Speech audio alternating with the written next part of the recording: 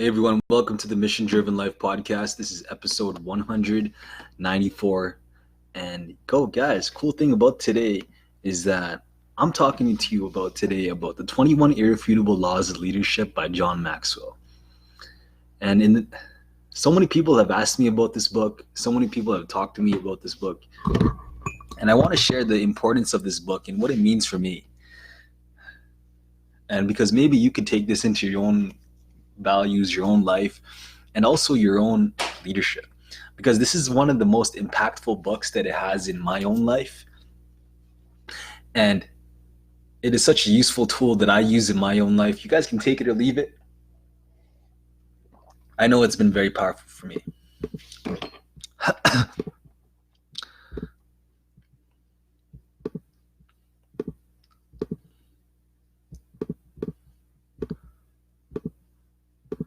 Welcome to the Mission Driven Life podcast. This is episode 194 of the Mission Driven Life. Glad you guys can tune in today and talking to you today about something really powerful. You know, maybe you're a leader, maybe you lead a group. This one book has really changed everything for me in leadership. You know, I started reading John Maxwell's books ever since I got out of jail. And ever since I wanted to learn about what leadership meant. Now, if you guys haven't read this book yet, if you guys haven't taken a chance to look at this book, everyone that I talk to always talks about this book. They always tell me, look, read this book, read the 21 Laws of Leadership. It's such a powerful book. And everyone tells me about it. And I just really needed to go deep into this book and kind of look into what this means for me and what 21 irrefutable laws can mean for my leadership, and especially mean for your leadership, especially for you people who are leading people, who are team leaders, who are team builders, who manage people. This book can mean a lot to you. And if you haven't done it yet, I encourage you to go get the book. Grab the book. It's 21 Irrefutable Laws of Leadership. I should go set up like an affiliate link so you guys can go check it out.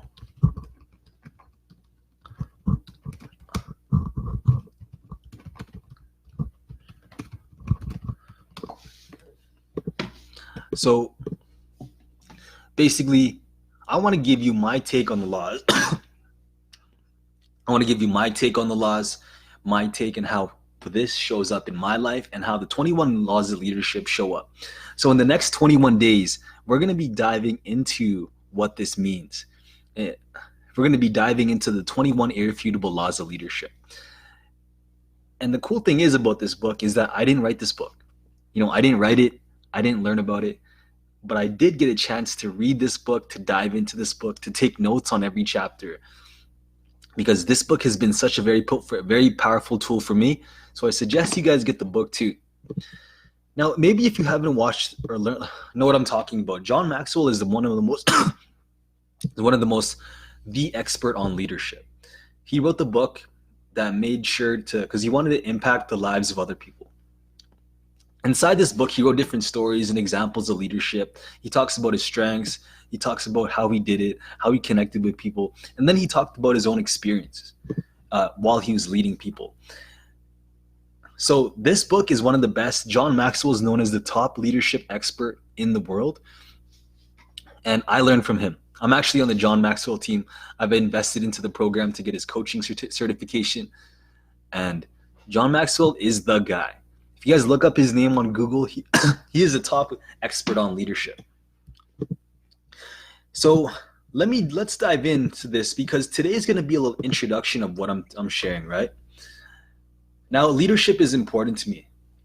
Now, as we go deep into this, I want you to support the Young Entrepreneur Fund, because this fund is created because many leaders, many young people, they have so much skills, they have hunger, they have drive, and they have goals and ambitions that they want to go change the world. They have all these different goals that they can take, but they want to put it into action. They actually want to make it happen. They want to make that mission happen in their own life. Now, we created the Young Entrepreneurs Fund because we want to equip and empower young leaders, especially young entrepreneurs who don't have those skills. So we have a fund that we're doing. We're actually raising money, and feel free to donate. The minimum donation at the moment is $60. So you're gonna get a bunch of cool tools. You'll get 7 courses on and books on leadership. You'll get the 10x rule. Also, if you're from Calgary, you'll get 2 tickets to the Emerging Lions Bootcamp. So it's a cool bootcamp that we're gonna be doing. This money is actually gonna be raising money for. The money that you're donating will actually go to Warrior Leadership, so we can run the company, so we can help the leaders, and we can organize the training that these leaders can benefit from. So I'm going to put the link down below shortly where you guys can donate as well. You guys can go donate, give, and love, and just share your message. So I'll drop the link down below. But if you're watching and you love the 21 laws, put the hashtag 21 laws in the comments. If you're watching and you love the book, yeah, because I'm going to give you my own review on these laws, and you're going to get some value.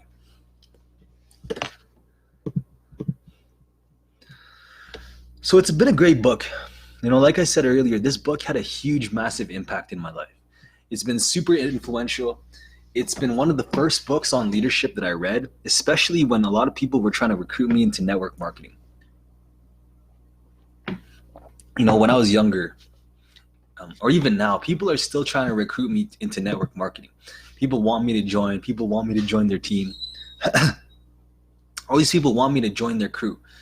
But with me is that, I'm committed to my own mission.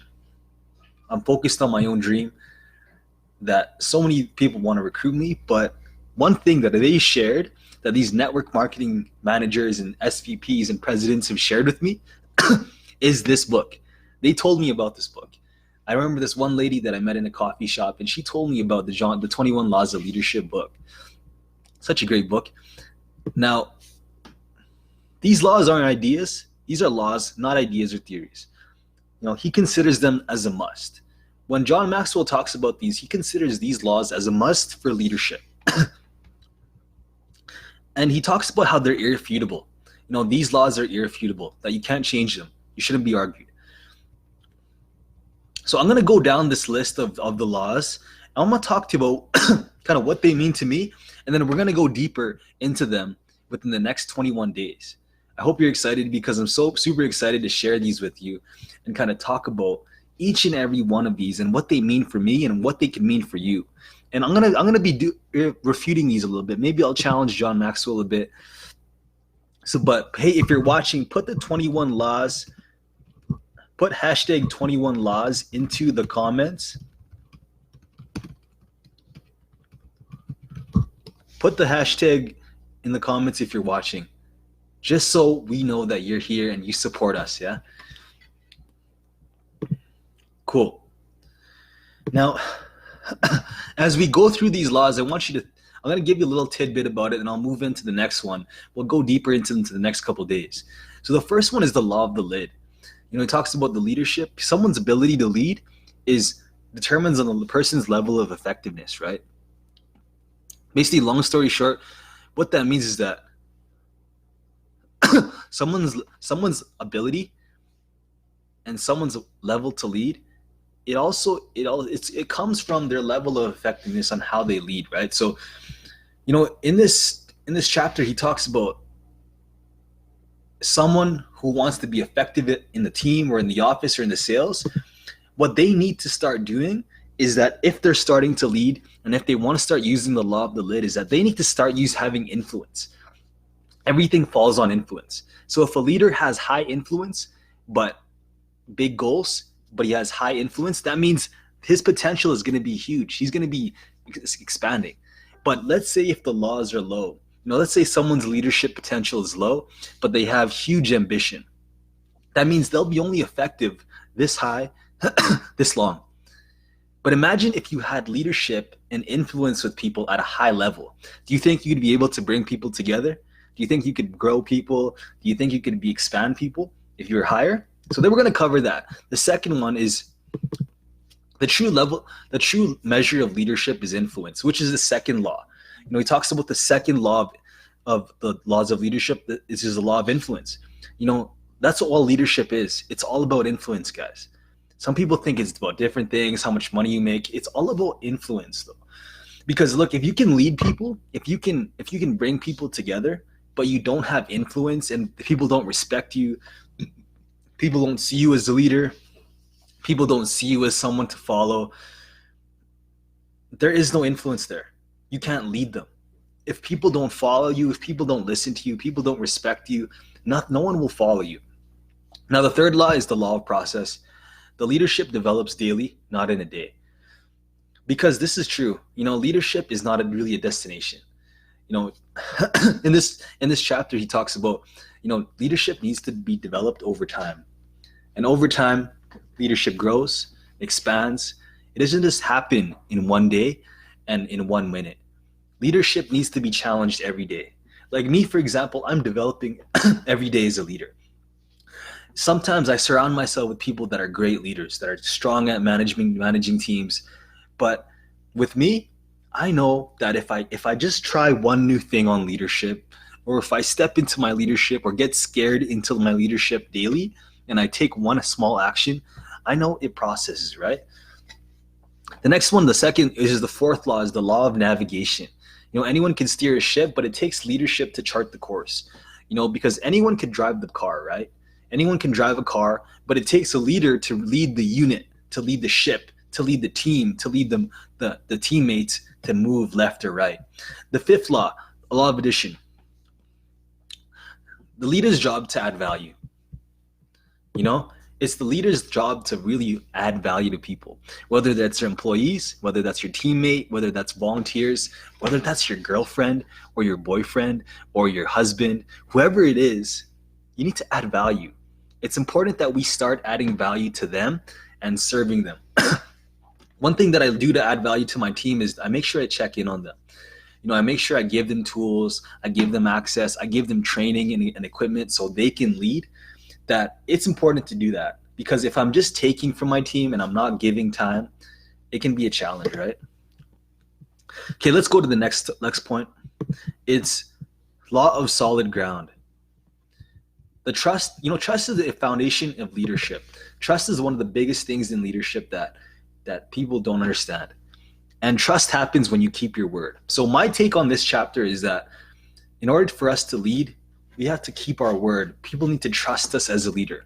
People need to be willing to put their own trust and faith in us as leaders so we can go out and lead. Yeah. I was actually watching a movie today. I'm going to finish it later. And it's about this person. What is it about again? It's about this battle. It's called Danger Close. And so much teamwork is in this video. It's a great movie on teamwork. And what they talk about is like, this leader there's this one soldier who gets into the fight with the commanding officer, and they're Australian soldiers, and they get into an argument, and he challenges him the next day. He actually challenges them.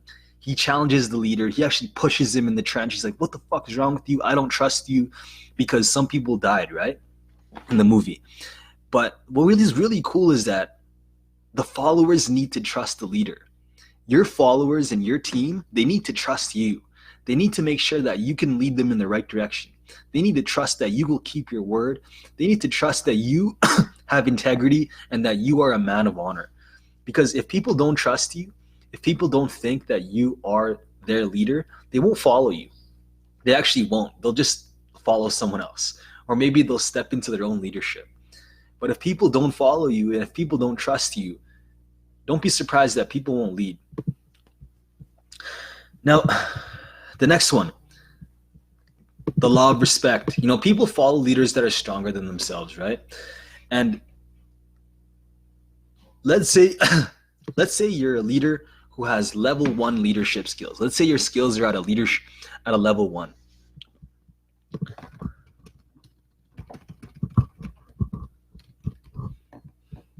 Let's say your skills are at a level 1, right? Let's say your leadership skills is at a way that's like,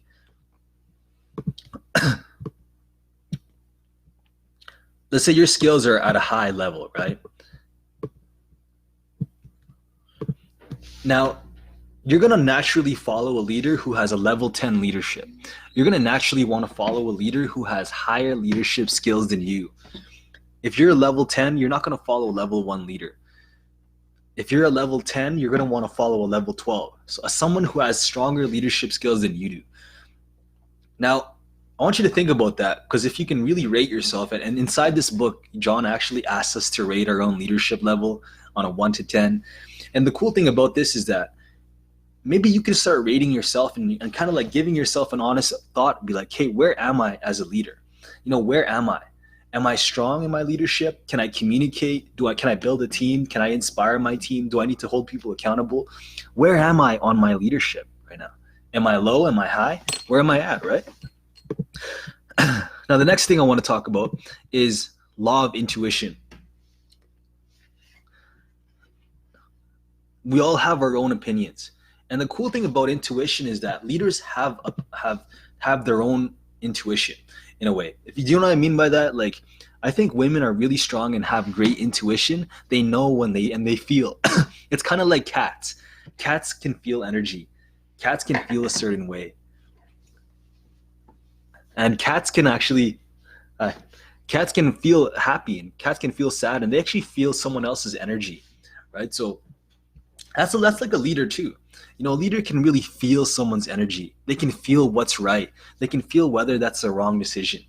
The leader knows where he's going, and whether he makes the right decision or not, he knows where he's heading. The next one is who you are, the law of magnetism. Who you are is who you attract. You're going to attract some cool people in your life. If you are a top at your A game, if you're top in self-development, if you're a warrior with your self-growth, you're going to attract people who are like you. You're going to attract people who are just strong like you. You're going to attract people that are confident like you. If you are doing a lot of drugs, and you're maybe drinking a lot, and maybe you're gambling, or maybe your life's not together, you're going to attract people who don't have their lives together. You know what I mean? We're going to go deeper on these as the next couple of days go. There's the law of connection. Leaders need to touch a heart before ask for a hand. Kind of like, Dale Carnegie's book, right? How to Win Friends and Influence People. Before we ask for someone's hand, it's good to connect with people and say a good thing, or maybe say something good before you criticize them, like a compliment sandwich. The law of the inner circle. It kind of goes back to who you are is who you attract. Your leadership is defined by who is in your inner circle. Every warrior has a tribe. So who are the warriors inside your tribe? Are they fierce? Are they confident? Are they outgoing? Do they empower other people? Like, are your mentors strong? Are your mentors confident? Do your mentors have more money than you? Because those in your own circle will be a reflection of you. And you probably already know that. The next one is the law of empowerment, which is the 12th law of leadership that John talks about. Only secure leaders give powers to others. And empowerment is one of the things that I love to do when I'm stepping into group management, is that I want to give leadership away. It's not my job to hold on to leadership. I don't want to hold on to a leadership and not share. Because if I'm not sharing and I'm not giving it away, how can I really help people? Because if I'm holding it tight. So I need to be able to hold it down and be able to share my leadership. When I'm leading a group or I'm managing a team, it's my goal to quickly develop a leader. For me to gain influence with someone, I know that if I'm in a group of people, I'm going to find the other leader in the group, because that other person has influence. That other person has influence and leadership already. So if I want to take command and take control of a group, I'm going to go step and talk to the other leader in the group and gain influence with him. Because when I can gain influence with the other leader in the group and I can connect with him, we're going to connect together in one way, and we can build something together, and we will actually unite, because everyone else will follow the other leader. And if this top leader is going to follow me, everyone else will follow. So it makes it super easy. Instead of trying to convince everyone, convince the leader, right? The law of the pitcher. What people do, what people see. Look, so this is super important. People will follow you, and they'll actually follow your actions. So if you're walking around with your arms crossed, best believe other people are going to walk around with their arms crossed. If you're walking around swearing, people are going to walk around and swear just like you. So people do what people see. It's a good law, like example. The 14th law is the law of the buy-in. People will buy into the leader, then they'll buy into the vision. So like on the first law, we're going to talk about influence and effectiveness, right? People will buy into the leader first. They'll actually buy into you, and then they'll start to buy into your vision. But they need to make sure that you are the person to follow, right? Because there are so many people to follow, especially in volunteer groups, that people will buy into the leader first. Law number 15, which is the law of victory. We got to find ways for our teams to win. We got to find ways for our teams to really succeed and be a champion. You know who's really good at this? One of John Maxwell's mentors, his name's John Wooden. He led a basketball team with NCAA, and he would lead the team to victory all the time. He would find the way to victory. He has built it a very powerful and champion team in the college basketball that even the top leadership expert goes to him for success. So going back to basketball, right? The leader always finds a way to win. And we're going to go deep into this into 15 days into this challenge. Now, the law of Big Mo, which is something I've actually been thinking about lately with warrior leadership, and maybe it's your own business, right? Is that, momentum is the leader's best friend. If you find yourself picking up big momentum in your team, your business, your group, in your relationship, that's the best time to move forward. Because look, momentum is huge for you already, guys. You're already moving. The ball is already rolling down. Why not roll with it? Why stop? That's what I was thinking, because I actually recently quit a job, right? I was working for a company. I didn't really believe in what they were selling. But now that I realize, as I grow with warrior leadership, a part of me felt fear. It felt fear. I'm like, hey, what am I going to do, right? What am I going to do for money? But I know that I'm picking up momentum right now. So if you start picking up momentum in your business, if the snowball is already rolling down the hill, why not push it even further, guys? Why stop the snowball? Law number 17, law of priorities. Leaders understand that activity is not necessarily accomplishment. We could always be doing so much, but we could be doing things that are not urgent or not important or not prioritized. We could be doing so much and wasting time that we're actually not getting anything done. We'll go into that further. Law of 18, law of sacrifice. Super important. Look, a leader needs to give up and sacrifice all the time. A leader needs to give up to go up. So if we want to take leadership to a next level in our lives and our leadership, that's where it starts to sacrifice comes in. That's where it takes working long hours sometimes. That's where it comes in with being able to cut out friends or ignore friends. We got to know when it's time to give up and actually give up people. Law number 19 is the law of timing. So when to lead is important with what to do and where to go. So like the law of momentum in law 16 and law 20 can go hand in hand. Law 16, the law of big momentum, and the law of timing can go really hand in hand. And this is how, because just like soldiers in a war, like in this movie I was watching earlier called Danger Close, the leader needs to know what to do, especially when people's lives are in danger. He needs to know when is the best timing, when is the best time to move forward with a decision, when is it the best time to maybe sit back and not bring your unit forward, especially in war, or maybe when it means for business, right? Let's say you're a business owner. When is it the right time to invest into a new advertising, or when is it the next time to start investing into a sales team? It's a leader's job to know when is it right to do it, right? Law of explosive growth. This is the two most important laws. The law of explosive growth and the law of legacy.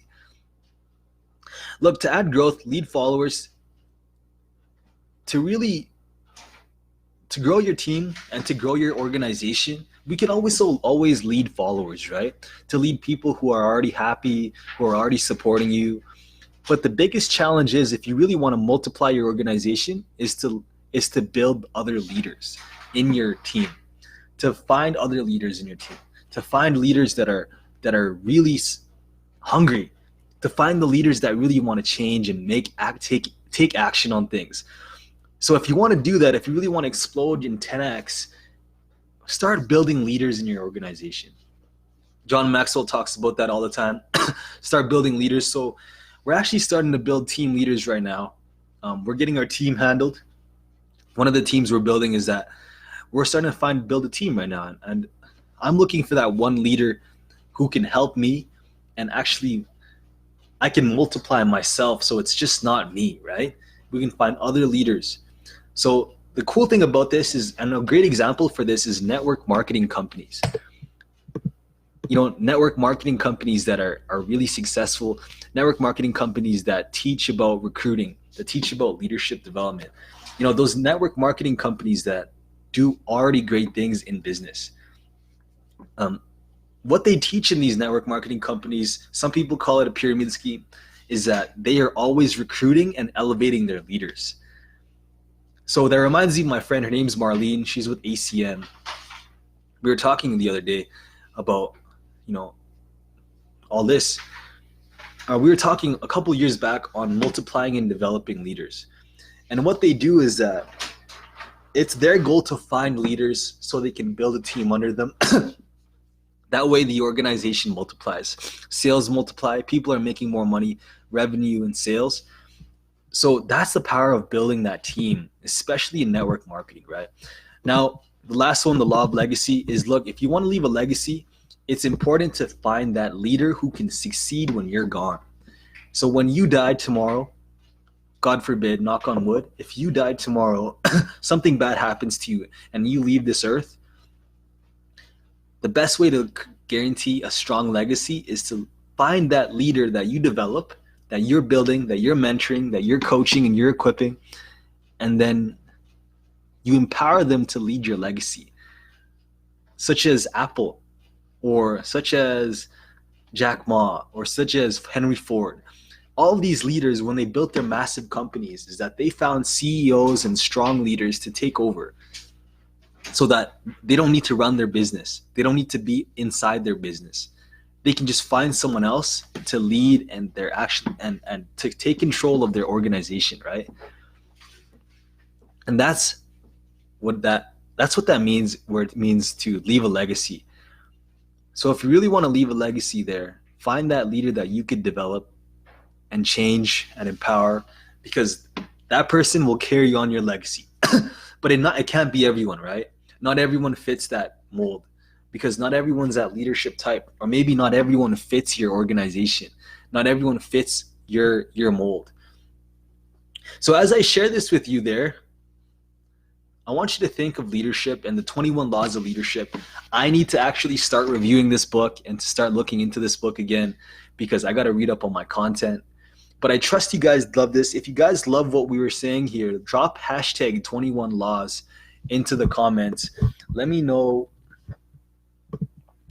what you thought of it. And if you haven't yet, donate to the Young Entrepreneurs Fund. You could drop that. You can see the link below. If you want to donate, if you want to give love, come give value here and come help empower these young entrepreneurs, right? And we need your help, because these leaders, they have big dreams, they have big skills, they have big wants, big goals, big ambitions, big dreams. But it's our job to give them the tools and the resources. So look, hit that link below and go give to them. Give the gift of leadership this Christmas. Let's go make that happen. This is the Mission Driven Life. Thank you for tuning in. Take care.